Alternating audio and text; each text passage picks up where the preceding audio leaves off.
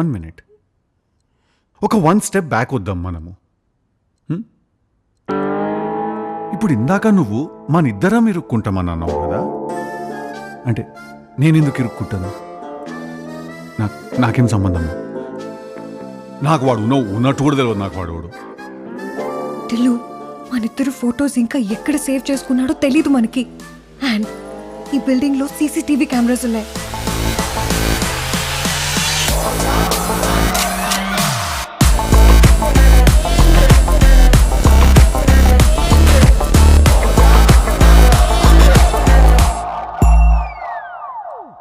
ఎవడైనా చచ్చిపోతే శవం ముంగట డ్యాన్స్ వేస్తారు కదా రాధిక.